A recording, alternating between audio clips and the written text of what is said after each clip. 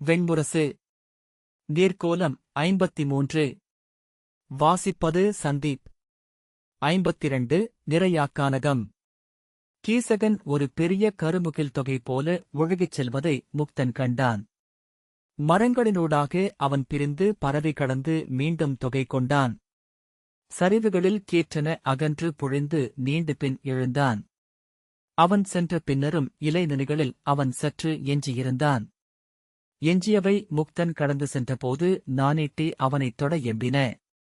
தொலைவில் மரங்கள் ஒன்றோடொன்று அரைந்து கொள்ளும் ஓசை எழுந்தது. இரு பாறைகளின் மோதல் ஒலியா அது? ஒவ்வொரு அரை ஓசைக்கும் காடு விதிர்ப்பு கொண்டது. அவ்வோசை கேட்டு கீசகன் நின்றான். தன்னை 4 பக்கமிருந்தும் இழுத்து திரட்டிப் பேரிரு கொண்டு ஒன்றன் மேல் ஒன்று ஏறிய 7 கரிய யானைகள் என நின்றான். அப்பால் மரங்களின் தழைப்பில் மறைந்தும் இடைவெளிகளில் தெரிந்தும் 2 அலைகள் கொப்பளிப்பதை முக்தன் கண்டான். விழிகூர்ந்தபோது அவை 2 மாநாகங்கள் எனத் தெளிந்தான். 2 நதிகளின் அலைகள் என அவை சுருண்டெழுந்து வந்து உடலால் அரைந்து கொண்டன. ஒன்றையொன்று கவ்வி தழுவி இறுக்கி முருகி அதிர்ந்து பின் ஒன்றையொன்று தூக்கி வீசி மண்ணில் சென்று வெட்டுண்ட பெருமரத்தடிகள் என விழுந்தன.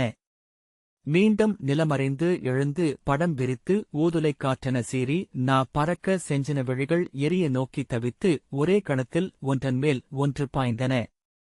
நச்சுப்பற்களால் ஒன்றை ஒன்று கவ்விக்கொண்டன. ஒருவர் நஞ்சில் மற்றவர் உடல் கருகி சுருண்டு அதிர தொடர்ந்து 2 பக்கமாக விழுந்தன.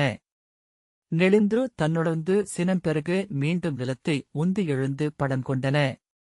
அப்போதும் அவற்றின் வால்நுனிகள் ஒன்றையொன்று கவ்வித் தழுவி பிணைந்திருந்தன. கீசகன் தன் 2 தோள்களையும் ஓங்கி அறைந்து பிளிரலோசை எழுப்பியபடி அவர்களை நோக்கிச் சென்றான். அந்த ஓசை கேட்டதுமே 2 நாகங்களும் மேலிருந்து சரடருந்து விழுபவை போல மண்ணில் விழ முக்தனின் காலடி நிலம் அவ்வேளையில் அதிர்ந்தது.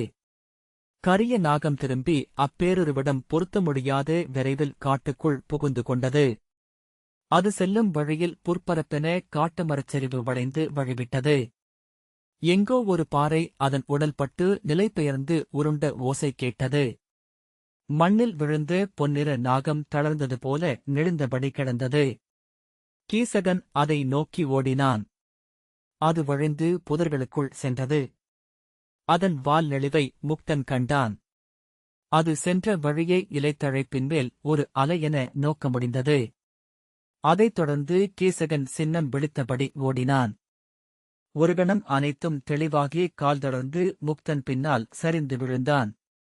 கரவு காட்டுக்குள் இருக்கிறேன், உள்ளே வந்தவரை பித்தர்களாக்கும் அறியாச்சரிவு. கந்தர்வர்களும் கிண்ணறர்களும் உலவும் வெளி. நான் கனவு கண்டு கொண்டிருக்கிறேன். கையை நிலத்தில் ஓங்கி ஓங்கி அறைந்தான். விழித்துக்கொள் விழித்துக்கொள் என தனக்குத்தானே ஆணையிட்டான். புரண்டு படுத்தால் போதும், மெய்யுலகில் எழுந்து கொள்ளலாம்.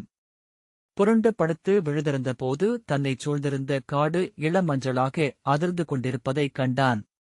முத்தி முத்தி விரியும் செவ்வுதடுகளாக, மூடித்திறக்கும் இமையினைகளாக, கருமின் நோக்கு கொண்ட விழிகளாக, மென்மயிர் சூழ்ந்த மான்குளம்பல்குல்களாக, ஐவிரல் நடிக்கும் உள்ளங்கைகளாக, விதர்க்கும் மான் செவிகளாக, வீசும் யானை முரச்செவிகளாக, துடிக்கும் பூனைக் காதுகளாக, நீண்டு மறையும் தவளை நாவாக, சொட்டி நெளியும் நாய் நாவென.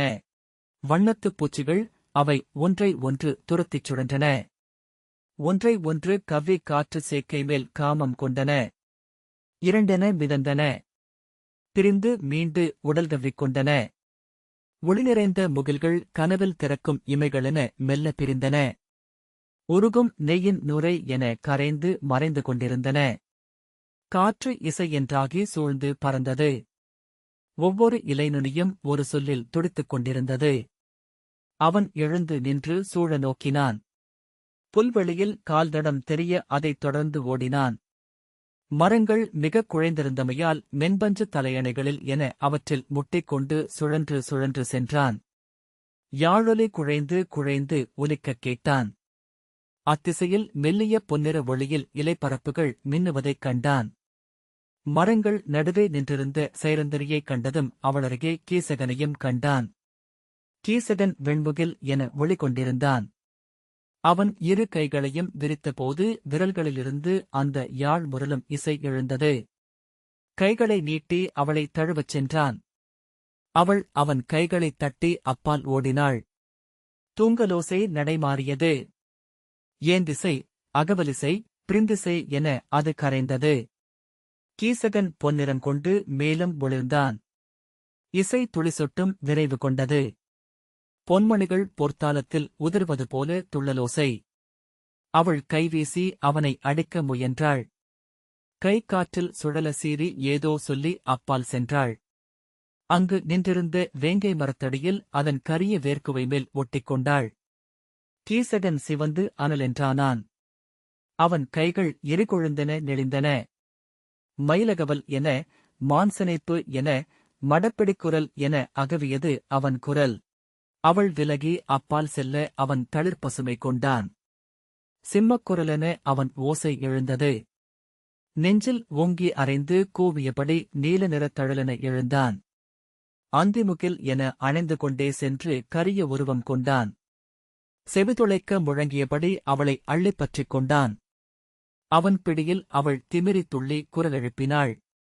அத்தருணம் மரத்தின் மீதிருந்து பெரிய கருங்குரங்கு ஒன்று கீசகனின் தலைமயிரை பிடித்துக் கொண்டது. அவன் அவளை விட்டுவிட்டு அதன் கையை பிடிக்க அவனை அப்படியே மரங்களின் மீது தூக்கிக் கொண்டு சென்றது அது. கஜன் தன் முன் விழுந்த நிழலை முதலில் கண்டான். தலை நிமிர்ந்து நோக்கியபோது நெடுந்தொலைவு வரை அலையடித்து பறக்கும் நீண்ட குழலை சிறகு எனக் கொண்டு பறந்து வந்து மெல்ல தன்முன் அமர்ந்த அப்பெண்ணைக் கண்டான். அவள் விழிகள் நீலமணிகளென ஒளிவிட்டன. நீண்ட முகத்தில் மெல்லிய உதடுகளுக்குள் வெண்பற்கள் மின்ன அவனை நோக்கி சிரித்தாள். யார் நீ என்றான். என்னை மென்மொழி என்பார்கள் என்றாள். அவன் அவள் கைகளை பார்த்தான். அவை பட்டுத் துணிச்சுருள் போல மென்மையாக குழைந்தன. நீ கந்தர்வப் பெண்ணா என்றான். அவள் புன்னகைத்தாள். அவனுக்கு அப்புன்னகையின் பொருள் தெரியவில்லை. உன்னை நான் முன்னர் கண்டிருக்கிறேன் என்றான். ஆம் என அவள் சொன்னாள். அவள் விழிகள் அவனை அருகே இழுத்துக் கொண்டிருந்தன. குளிர்ந்த காற்று ஒன்று அவனை பின்னின்று தள்ளி முன் செலுத்தியது. ஆம், நீ அவள். அரசியின் சேடியருடன் இருந்தாய். அவள் ஆம் என்றாள். உரக்க நகைத்து கைகளை விரித்து அவளிலும் நான் இருந்தேன் என்றாள். அவன் நம் விழிகள் தொட்டுக்கொண்டன. ஒரு கணம் என்றான். ஆம், அதன் பொருட்டே இங்கு நாம் சந்திக்கிறோம் என்றாள். அவன் கைகளை அவள் கைகள் பற்றின. அவை மீன்களைப் போல் குளிர்ந்திருந்தன. நீ மானுடப்பெண் அல்ல. அவள் நான் அவ்வாறு சொல்லவில்லை என்றாள். உன் குருதி பனி போன்றிருக்கிறது. அவள் அனல் விழிகளில் மட்டுமே என்றாள். அவர்கள் தழுவிக்கொண்டார்கள். தழுவிக்கொள்வதற்கென்றே படைக்கப்பட்டது போன்றிருந்தது அவள் உடல். அவள் கைகளும் கால்களும் அவனை முதுமரத்தின் மேல் படர்ந்து படிந்த இளமரம் போல சுற்றிக் கொண்டன. அவன் அவள் கண்களை குனிந்து நோக்கினான். அவற்றில் நோக்கற்ற மணிவிழிப்பு ஒன்றிருந்தது. அவன் விலக விழைந்தான். அவ்வெண்ணத்தை உடலுக்கு அறிவிக்க இயலவில்லை. அவள் வாய் திறந்தபோது வளைந்த நச்சுப்பற்களைக் கண்டான். நீ நாகினி என்றான். சிரித்தபடி அவள் எம்பி அவன் உதடுகளை கவ்விக்கொண்டாள். நாகநஞ்சு இளவெம்மையுடன் இருந்தது. மயக்குறு மதுவென குருதியில் கலந்தது. உடற்தசைகள் அனைத்தும் நெய்த்தறிகளென பற்றிக் கொண்டன. உள்ளுறுப்புகள் அரக்கென உருகிச் சுட்டின. அவள் அவனுடன் மேலே எழுந்தாள். கிளைகள் விரித்திருந்த இலைத்தழைப்புகளை கால்களால் உந்தி உதைத்து மேலேறினாள். நிலவொளி அலையெடுத்து வெளியில் அவனுடன் மிதக்கும்போது அவர்கள் இணைந்து கொண்டனர். மேலும் மேலும் மேலும் என அவள் மூச்சு சீறினாள். குருதியனைத்தும் என அவன் சொன்னான். ஆம், குருதியனைத்தும், அனலனைத்தும், சொல்லனைத்தும் என்று அவள் சொன்னாள். சுவை துண்ணும் நாவின் திளைப்பு, துடைத்து உட்புகும் புழுவின் தவிப்பு, வாலொன்றே உருப்பென்றான தலைப்பிரட்டை, எரிந்து எரிந்து எரிந்து இருள்வெளியில் ஓடியது தழல் விண்மீன். இடியோசை எழுந்த வானில் எழுதிச் சென்றது ஒளி. தோன்றுவதும் மறைவதும் ஒருகணமென்றான ஓவியம். விழிகளில் அனல். சுடர் நின்றெறிந்த அகல். நோக்கும் தொலைவுகள் மடிந்து மடிந்து சூழ்ந்தன. இறுகி அணுவென்றாக்கி உண்டன. அப்பால் வெடித்து இருட்பெருங்குழிச்சுழியலைப் பெருக்கென கரையறைந்து ஓலமிட்டன. விலகி மூச்செறிந்து ஓய்ந்து மெல்ல அடங்கி காலமிழந்து மீண்டு கண்விழித்து மறுபடியும் அனல் பற்றிக் கொள்வதற்கு முன்பு அவன் கீழே பார்த்தான். அங்கே மலர் மரத்தடியில் புன்னகையுடன் நின்றிருந்த பெண்ணை முன்னரும் கண்டிருந்தான். அவன் எண்ணத்தை உணர்ந்தவளாக அவரை சற்றுமுன் உதறிக் கீழே உதிர்த்தேன் என்றாள். அவன் யார் என்றான். அவர் பெயர் முக்தன். அத்தனை ஆடைகளுக்கும் அடுக்குகளுக்கும் அடியில் அவர் ஒரு பெண் என்று அறிந்தேன். அனைத்தையும் கழற்றி அவரை முற்றிலும் விடுவித்தேன். அந்தப் பெண் இளங்கன்னி என மலர்களுக்கு நடுவே இடைவளைத்து ஓடினாள். தாவே கிளைமேல் ஏறி உலுக்கி மலர் பெய்கைக்கு கீழே கைவிரித்து நின்று கூவிச் சிரித்து துள்ளினாள். கன்னி என்று கண்விழித்திருக்கிறாள் என்றாள் வெறியுடன் இழைந்து உயிர்த்த நாகினி. முக்தன் மலர்ச்சோலையினூடாகச் சென்று அவர்களை நோக்கி திகைத்து நின்றான். இரு பேரிருவர்கள் தோளுக்குத் தோள் நிகர் கொண்டு மற்போரிட்டனர். மத்தகங்கள் மோதிக்கொண்டன. அனலுடன் அரைப்பட்டன தசைகள். மலைப்பாறைகள் மண் வந்தவை போல விழுந்து நிலம் அதிர உருண்டனர். கைகளும் கால்களும் தங்கள் வஞ்சப்பெருக்கை தாங்களே கண்டடைந்து சீறி எழுந்தன. பின்னி முருகி அதிர்ந்து விலகி அரைந்து மீண்டும் முயங்கின. அவன் அவர்களை அடையாளம் கண்டு அலறி கை நீட்டியபடி முன்னால் ஓடினான். வலவன் கீசகனை தூக்கி மண்ணில் அடித்தான். அவனுடைய உதையை உருண்டு ஒழிந்து எழுந்த கீசகன் ஓங்கி அறைய நிலை தடுமாறி பின்னால் சரிந்தான். அரைந்து எழுந்து மீண்டும் அரைந்து விழுந்து எழுந்தபோது கீசகன் ஓடை நீரில் விழுந்தான்.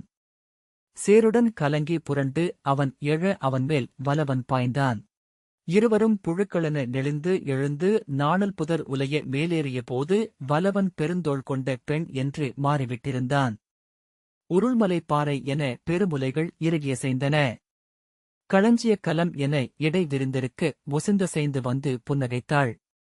கீசகன் திகைப்புடன் அவளை நோக்கி சில கணங்கள் நின்றான்.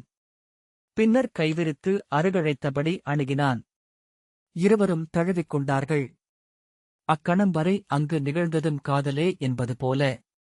அவ்வுடல் முயக்கை நோக்கி தன் உடலை உணர்ந்தபோதுதான் பெண்ணென்று அறிந்தான். மூச்சில் முலைகள் எழுந்தமைய கைகளால் கழுத்தை வருடியபடி நீர்க்கரையை நோக்கினான். மறுகரையில் பாறைமேல் அமர்ந்திருந்த தனியன் நிலவொளியில் முடியிழைகள் ஒளிர விழுசரைத்திருந்தான். நீரில் பாய்ந்து மூழ்கி நீந்தி சொட்டும் உடலுடன் அவன் முன் அவள் எழுந்தாள். சம்பவன் மலர்ச்செண்பகத்தின் அடியில் அவளைக் கண்டான்.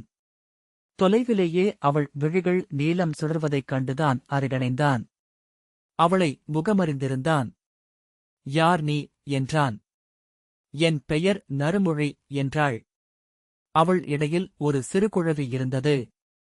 அரைத்தீலில் அவள் தோளில் கன்னம்பதிய முகம் புதைத்து அவனை தன் கருவிழி நிறைந்த கண்களால் நோக்கிக் கொண்டிருந்தது. உன்னை நான் கண்டிருக்கிறேன் என்றான்.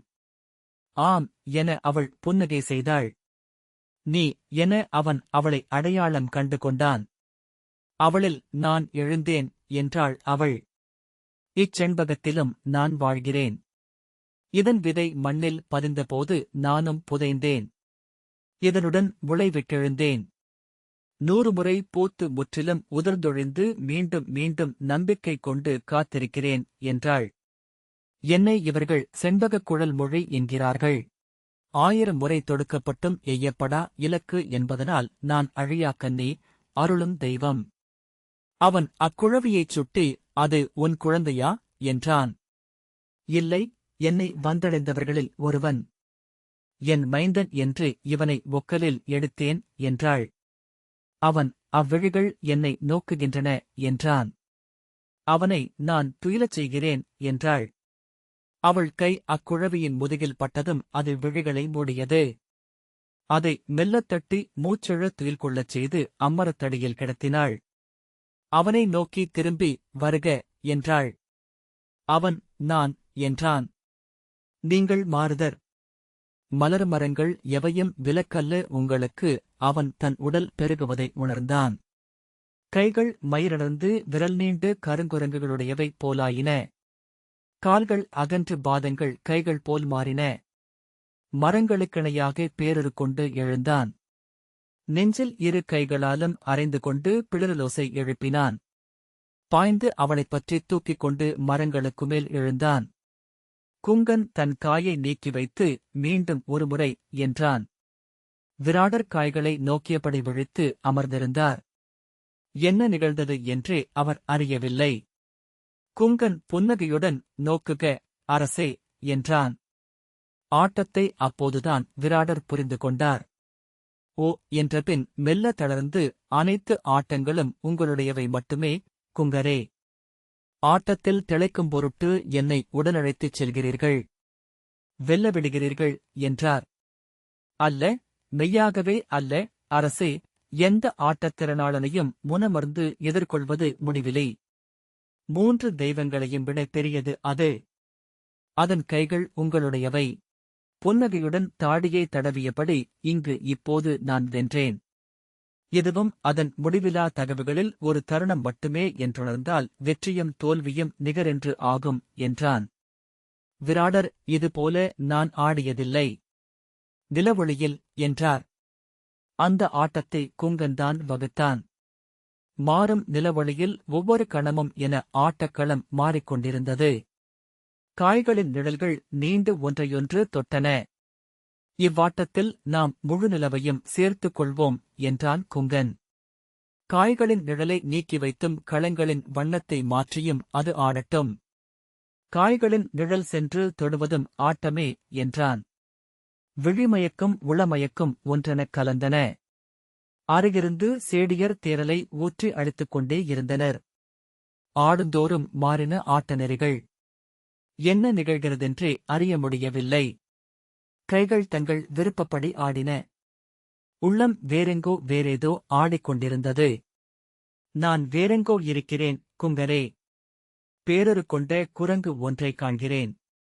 அதனுடன் மற்போரிடுகிறேன். பெருகும் நதிக்கரையில் அமர்ந்திருக்கிறேன். பெண்ணென்றும் ஆணென்றும் உடலுறு மாறுகிறேன் குங்கன். அவையனைத்தும் இங்கு இக்களத்தில் நிகழ்கின்றவையே. இதோ இது குரங்கு, அது மதகளிறு என்றான். ஆம் என்றார் விராடர். மீண்டுமொரு ஆடல் என்று கரு நிறத்தலானான் குங்கன்.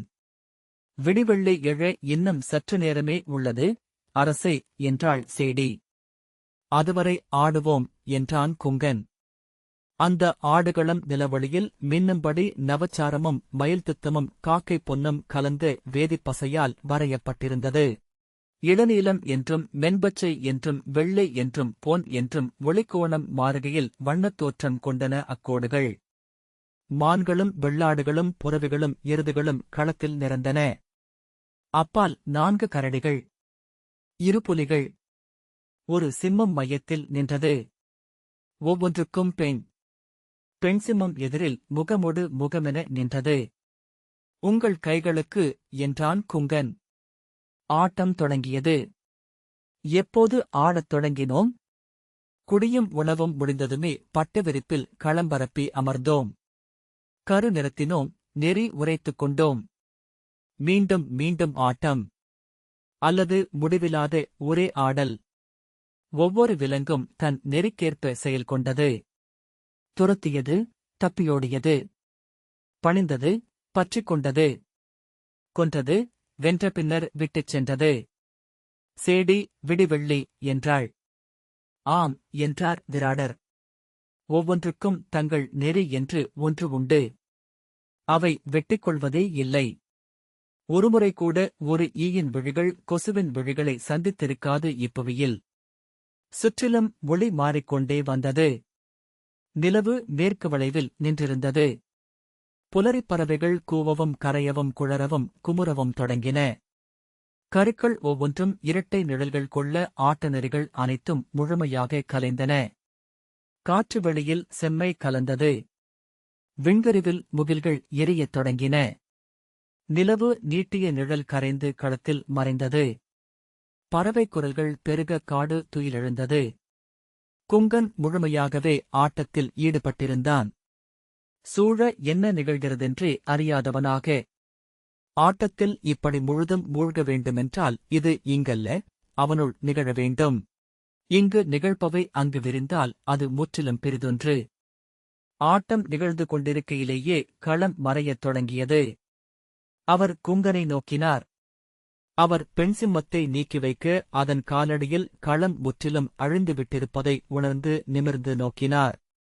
இலைகளினூடாக வந்த காலைக் கதிர்கள் ஒளிர்வாள்கள் என மண்ணில் ஊன்றி சுடர்விட்டன. இலைகள் காற்றிலசைய நூற்றுக்கணக்கான வெள்ளிமுனை அம்புகள் தெரித்தன. சேடியிடம் காய்களை அள்ளி பெட்டிக்குள் வைக்க கையசைவால் ஆணையிட்டான் குங்கன். தீர்க்கன் காவல் மாடத்தின் மீது ஏறி வந்தபோது எதிர்வெயில் நன்றாக எழுந்து கண்கள் கூசின. நீர்வழியும் விழிகளை விரல்களால் அழுத்தியபடி முழைக்கயிற்றிலிருந்து மாடத்தின் மீது கால் வைத்து நின்று கைகளை தூக்கி சோம்பல் முறித்து, துயின்று விட்டீரா, மாலரே என்றான்.